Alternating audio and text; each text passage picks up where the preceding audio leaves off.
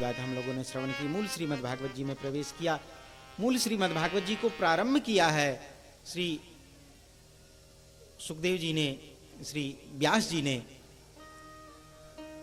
और व्यास जी ने यहाँ पे मंगलाचरण किया है और प्रारंभ किया। जन्माद्यस्य यतोऽन्वयादितरतस् चार्थे स्वभिज्ञः स्वराट्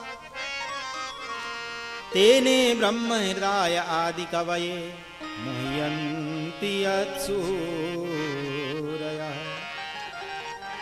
तेजो वारिमृदां यथा विनिमयो यत्र त्रिसर्गो मृषा धाम्ना स्वेन सदा निरस्तकुहकं सत्यं परं धीमहि।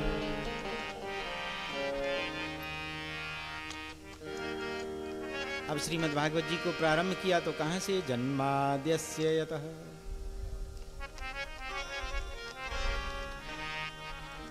जहां से जन्म आदि होता है। जन्म आदि यस्य यतः,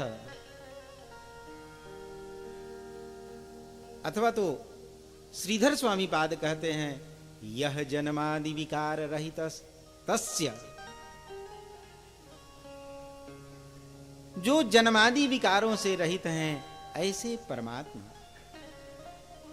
एक बात यहां भी चिंतनीय आई कि जन्मादस्यतः से प्रारंभ किया, एक प्रारंभिक अक्षर, इस पे हम लोग विचार करें।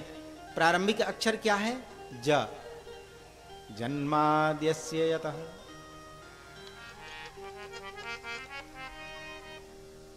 ये ज अक्षर दग्धाक्षर कहा गया है।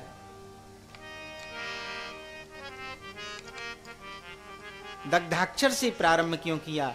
दग्धाक्षर से इसलिए प्रारंभ किया कि श्रीमद् भागवत जी को श्रवण करने क्यों जा रहे हैं। तो महात्म्य में पहले बताया ना, तापत्रय विनाशाय, तीनों प्रकार के ताप के विनाश के लिए हम श्रीमद् भागवत जी के शरण में आए हैं। तो विनाश के लिए आए हैं, इसीलिए दग्धाक्षर से प्रारंभ किया। जन्मादस्य यतः, हमारे पापों का, हमारे जीवन की कल्मशों का समूल नाश हो जाए, इसलिए जन्माद्यस्य यतः। रामचरितमानस को बाबा ने प्रारंभ किया तो प्रारंभ किया कौन से अक्षर से? वर्णानाम अर्थ संघानाम,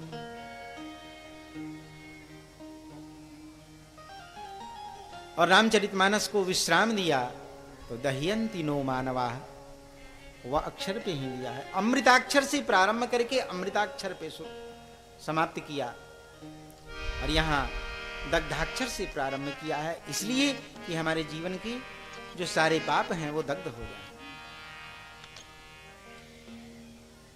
वो परमात्मा कैसे हैं? यह जन्मादि विकार रहित, जो जन्मादि विकार से रहित हैं वो परमात्मा कैसे हैं? बोले अर्थेषु अभिज्ञः, उनकी लीलाओं का अर्थ लगा पाना ये हमारे बस में नहीं है। क्यों? क्योंकि स्वराट, वो इतने विराट हैं, उनकी लीला इतनी विस्तृत है, इतनी विशाल है कि हम समझ ही नहीं पाएंगे। अरे हमारी तो छोड़ो, तेने ब्रह्म हृदय आदि कवये मुह्यन्ति यत्सूरयः, ब्रह्मादि आदि कवि देवता लोग ये सब उनकी लीला को देखकर मुह्यन्ति, मोहित हो जाते हैं। ब्रह्मा जी भी मोहित हो गए थे ना, आपने पूर्व में भी श्रीमद् भागवत जी श्रवण की होगी। तो ब्रह्मा जी भी भगवान की लीला जब ब्रज में दर्शन करने गए तो वहां मोहित हो गए। देवता लोग वो तो कई कई बार मोहित हो गए। देवराज इंद्र गोवर्धन लीला में मोहित हो गए। तो भगवान की लीला ऐसी होती है कि उसमें जीव संशय में पड़ जाता है। बड़े बड़े आदि कवि सब संशय में पड़ जाते हैं, मोहित हो जाते हैं, ऐसी उनकी लीला है। तेजो वारि मृदाम यथा विनिमयो यत्र त्रिसर्गो मृषा। जो तीनों काल में अमृषा, जो तीनों काल में कभी झूठे नहीं होते, जो तीनों काल में सदैव सत्य रहते हैं। सत्यव्रतम सत्य परम त्रिसत्यम, सत्यस्य योनि निहितम च सत्ये, सत्यस्य सत्यमृत सत्य नेत्रम, सत्यात्मकम त्वाम शरणम प्रपन्न।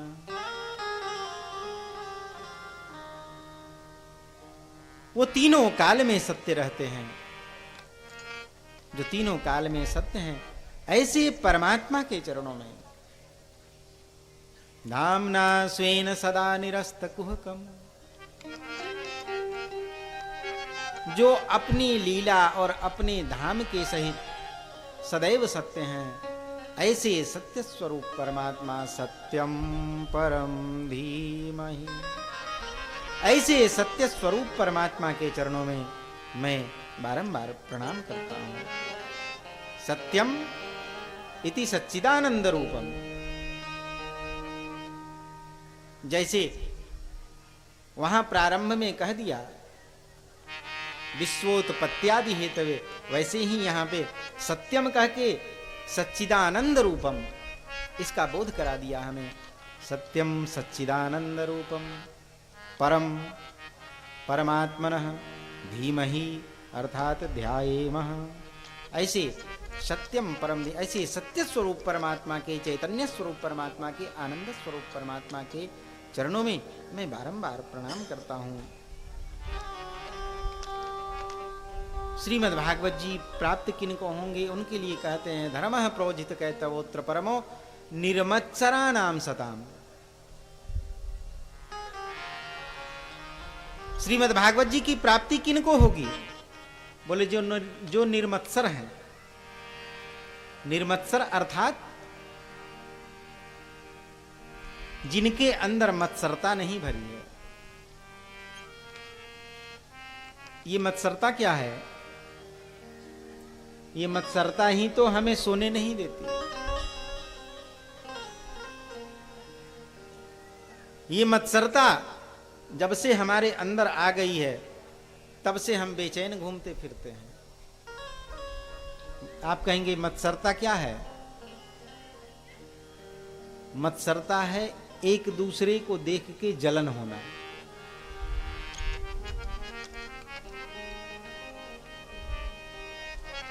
अरे ये ऐसा कैसे हो गया? ये जलन जो हमारे अंदर हो जाती है। मेरे पास तो 2 पहिए की मोटरसाइकिल है और मेरे पड़ोस वाले के पास 4 पहिए की कार क्यों है? मैं भी मेहनत करता हूं, मैं भी काम करता हूं, वो भी, उसके पास ऐसे कैसे आ गया? ये जब जलन हमारे हृदय में होने लगती है, ये मत्सरता कही जाती है। व्यर्थ में हम चिंता करते हैं, उससे कुछ होना नहीं है। मेरी 1 मंजिल है, मेरे पड़ोस वाले की 4 मंजिल कैसे हो गई? ये जब हमारे हृदय में गड़ जाती है, ये मत्सरता, ये हमें सोने नहीं देती, ये हमें चैन नहीं लेने देती।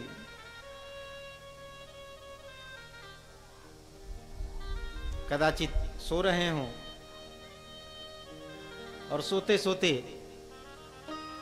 कोई मच्छर आ जाए तो फिर क्या होता है? उस मच्छर के आने के बाद फिर नींद अपने आप गायब हो जाती है। वही वो जो मच्छर है, वही मत्सरता, वो हमारे हृदय के अंदर चली गई है। वो हृदय के अंदर भिन्न भिन्न भिन्न भिन्न कर रही है और वो हमें सोने नहीं दे रही है। तो श्रीमद् भागवत जी को अगर प्राप्त करना है तो निर्मत्सरा नाम सताम, इस मत्सरता को अपने हृदय से बाहर निकाल के फेंको। इस मत्सरता को अपने हृदय से जब बाहर करेंगे, तब श्रीमद् भागवत जी की प्राप्ति होगी। श्रीमद् भागवत जी का स्वरूप क्या है, किनको प्राप्त होंगे, ये सारी बातें इस एक श्लोक में यहां पे समझा दिया। निगम कल्पतरोर गलितम फलम सुख मुखादमृत द्रव संयुतम पिबत भागवतं रसमालयं मुहुरहो रसिका भुवि भावुका। श्रीमद् भागवत जी कैसे हैं? तो बोले श्रीमद् भागवत जी निगम रूपी कल्प वृक्ष के गलित फल हैं।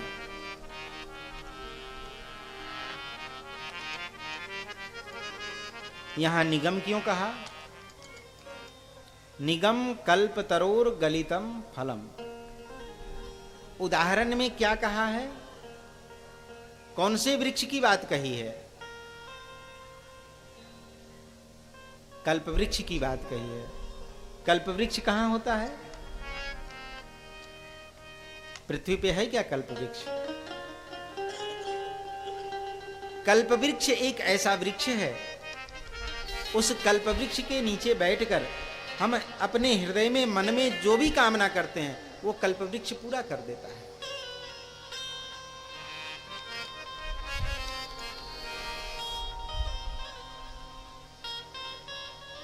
कल्प वृक्ष धरातल पे नहीं है। कल्प वृक्ष कहां है? स्वर्ग में। इसलिए स्वर्ग में है तो स्वर्ग की बात। जय जय श्री राधे।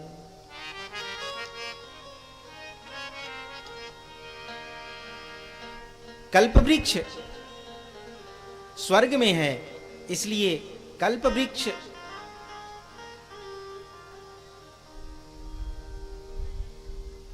कल्प वृक्ष की बात कही है, इसलिए निगम कहा है यहां पे। निगम कल्प तरोर गलितम फलम।